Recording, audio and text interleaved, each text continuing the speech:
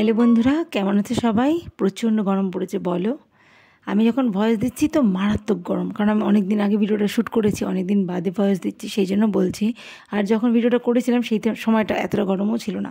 আমি 7 তারিখে গেছিলাম বেলুড় মঠ, তোমাদের সেই ভিডিও আগে শেয়ার করছি। ঠিক বেলুড় মঠ যাওয়ার পরের দিনের ভিডিও এটা, মানে 8 তারিখের ভিডিও এটা। 8 তারিখ তো না, 9 তারিখের ভিডিও, সরি। 8 তারিখে ভিডিও শ্যুট করিনি, 9 তারিখের থেকে আবার মানে সকাল থেকে ভিডিওটা স্টার্ট করলাম। তো আমার আরও একটি নতুন ব্লগে সবাইকে অনেক অনেক স্বাগত, ভালোবাসা জানাই। এখন ব্রেকফাস্ট বানাচ্ছি, ব্রেকফাস্টটা তো দেখলে পরোটা বানাচ্ছি। আর আমার যে বোন এসছে, বোনকে নিয়ে তো বেলুড় মঠে গেছি, তোমরা দেখেছো ব্লগে।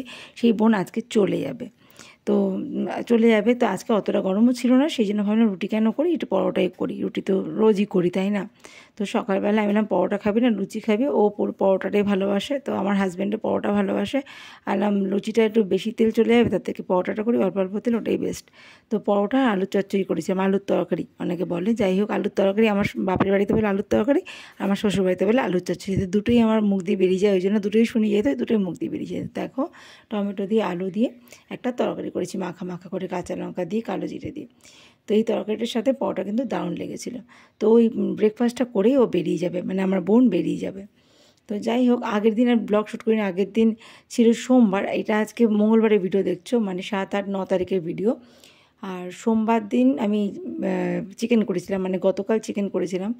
আর রোববার দিন চিকেন করতে পারিনি, রোববার দিন বেলুড় মঠ গেছিলাম, চিকেনটা করা হয়নি, ওই জন্য ও চলে যাবে। ও এসছে দুদিনের জন্য, ও শনিবার এসে, শনিবার দিন নিরামিষ খেয়েছে। বেলুড় মঠে আমাদের সাথে গেছিলো, সেখানেও নিরামিষ খাওয়া হয়েছে সারাদিন। ওই জন্য আজকে একটু মানে পরের দিনকে একটু চিকেন এনেছিলাম। আর চিকেনটা খেতে ভালোবাসে বেশি, আমার মেয়েও চিকেন খেতে ভালোবাসে, আমিও। তো আগের দিন চিকেন করেছি, সেদিনকে আর কোনো ব্লগ শ্যুট করিনি, গল্পগুজব করেছি, আড্ডা মেরেছি। সবসময় ব্লগ করতে ভালো লাগে না, তাই না? কিছু মুহূর্ত ক্যাপচার করে রাখতে ভালো লাগে, আবার কিছু মুহূর্ত মনে থাক ক্যামেরা অন করবো না, যা হচ্ছে হোককে। তো সেই জন্য আগের দিনে আর কোনো ব্লগ শ্যুট করিনি। এখন চলে এলাম সোজা পরের দিন, মানে আজকে ও চলে যাচ্ছে সেই মুহূর্তটা। আর ওর বাবা মা বাড়িতে ছিল না বলে ওই জন্য আরও এসছে। ওর বাবা মা গেছে, ওর মেসো মারা গেছে, সেখানে গেছে। তো ও এখন বড় হয়েছে, ও কদিন আগে ঘুরে এসে বলে আর গরমের মধ্যে যায়নি। তো আমাদের বাড়িতে চলে এসে ভালোই হলো, আমি একা একা থাকি তো, মাঝে মধ্যে কেউ এলে বেশ ভালো লাগে। তো ও চলে যাচ্ছে, বাড়িটা আবার ফাঁকা ফাঁকা হয়ে, যেরকম আগে বাবা আসতো, বাবা চলে গেলে বলতাম ভালো লাগছে না আর, সেরকম ও 2 দিন থেকে গেল, বেশ ভালো। এরকম মাঝে মাঝে আসবে, 1-2 দিন থাকবে, চলে যাবে, এটাই বেস্ট, তাই না? আর আমিও সবসময় যেতে পারি না, এখন যখন যাই আবার অনেক দিনের জন্য যাই ওই বাড়িতে। আর ও দেখো বেরিয়ে যাচ্ছে, ও বলেছিলাম দুবেলা খাওয়া দাওয়া করেই যা, বলছে না বিকেলে পড়ানো আছে, তারপরে মারা আসবে, ওর মা বাবা আসবে আর কি অত দূর থেকে, ও ঘরে গিয়ে পুজো টুজো দেবে, কাজ আছে, তো সেই জন্য চলে যাচ্ছে। ওকে বলেছিলাম দুবেলা খাওয়া দাওয়া করে যা, ঠিক আছে, আমি আর জোর করলাম না, যাকে যেতে যখন হবেই, বিকেলে পড়ানো আছে, তো এসেছে, এটাই আমার জন্য অনেক। ও টাটা করে দে সবাইকে,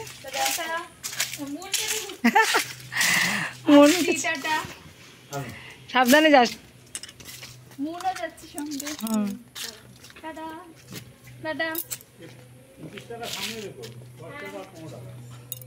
এখানে 10 টাকা ভাড়া, তো টোটো ভাড়া, সাবধানে নামাওটা করবি দেখে শুনে। কি রোদ উঠে গেছে এখনই।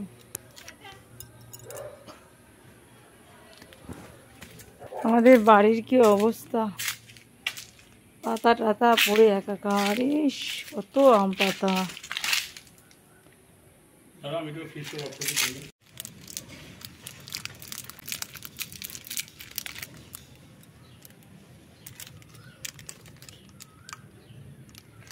এই চকলেটগুলো আমার মেয়ের বান্ধবী এনেছিল, তো আমার ভীষণ পছন্দ হয়েছে। চকলেটের থেকে চকলেটের বাটিটা, টিফিন বক্সটা যেটা করে এনেছে, ওটা খুবই সুন্দর, কিউট একদম।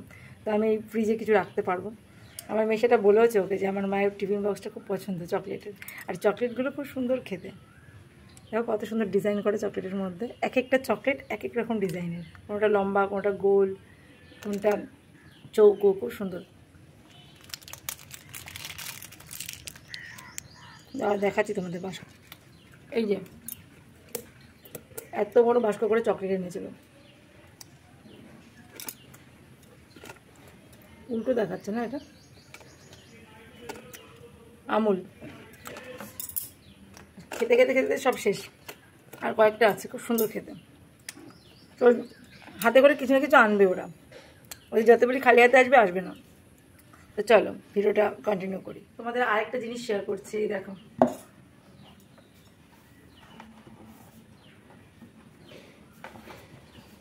কত বড় একটা গামলা কিনলাম কালকে। অনেক পুরনো জামা কাপড় ছিল, অনেক অনেক পুরনো জামা কাপড়, তো সব দিয়ে একটা গামলা।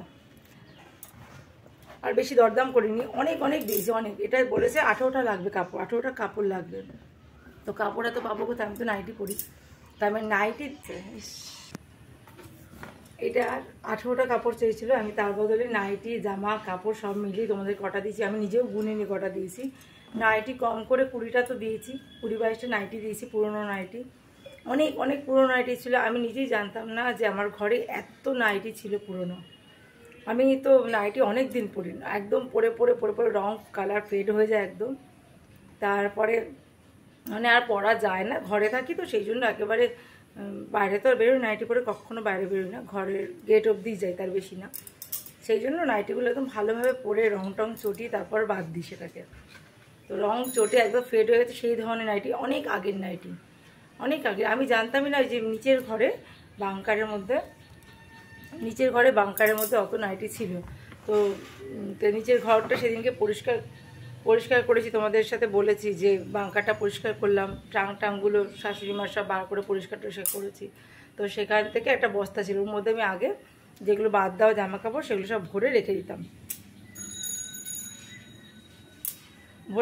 তো সেগুলো বার করা হয়েছে। সেখানে অনেক পুরনো নাইটি, বুঝছেন, অনেক পুরনো। ওখান থেকে প্রায় 8-10টা নাইটি বেরিয়েছে।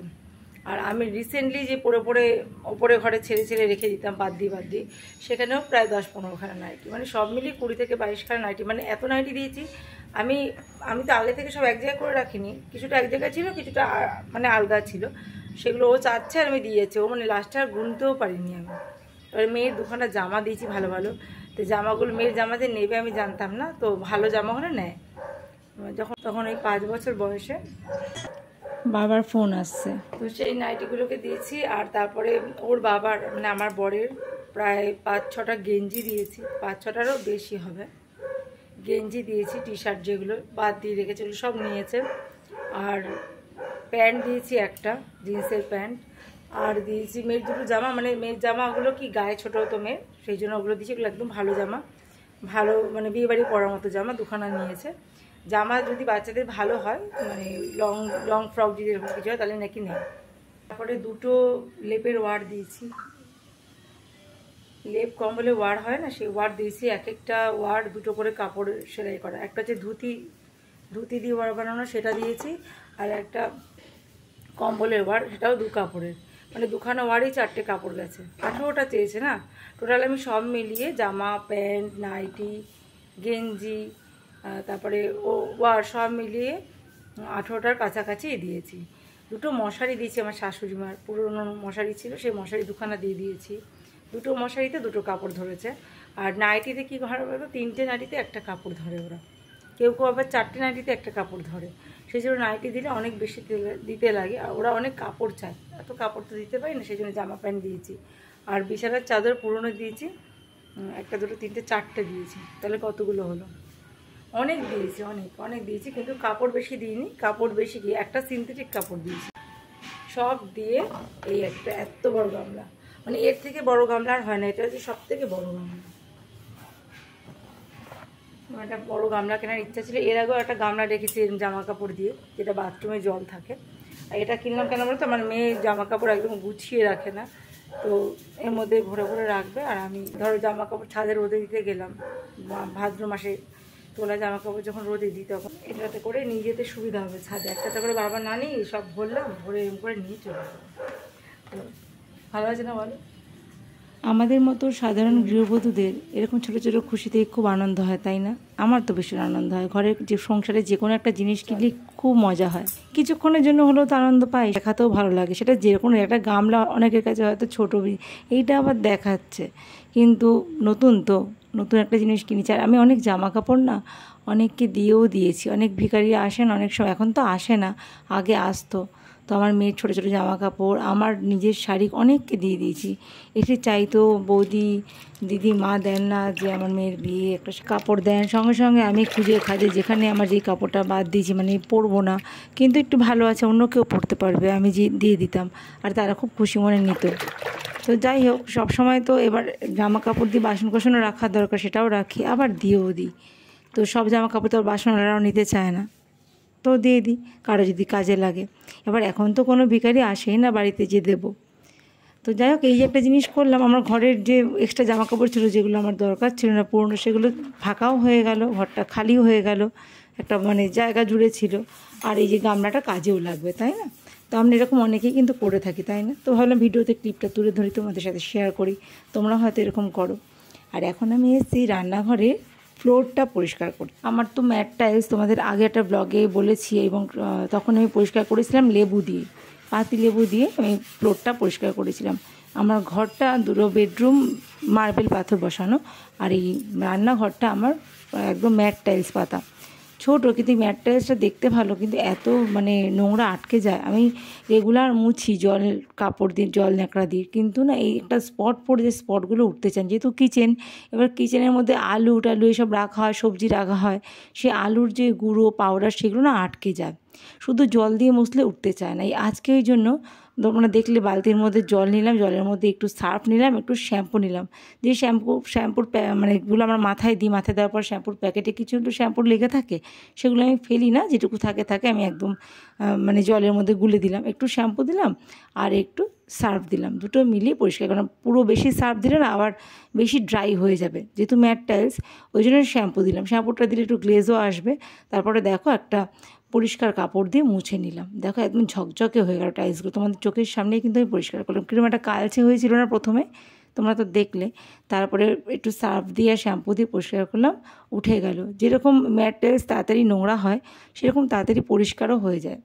পুরনো স্কচ ব্রাইট দিয়ে একটু ঘষলাম, উঠে গেল। তারপরে যে একটা পরিষ্কার কাপড় দিয়ে মুছে নিচ্ছি, ব্যাস ঝকঝকে হয়ে গেল। আর যাদের গ্লসি টাইলস তাদের কিন্তু চট করে দাগ বসবে না। তো বন্ধুরা, আজকে এই ব্লগটা কেমন লাগলো কমেন্ট করে জানিও, ভালো লাগবে তোমরা কমেন্ট করলে। আর ভিডিওটা ভালো লাগলে অবশ্যই একটা লাইক দিও, আর চ্যানেলে যে নতুন বন্ধু অবশ্যই চ্যানেল সাবস্ক্রাইব করে আমার পাশে থেকো।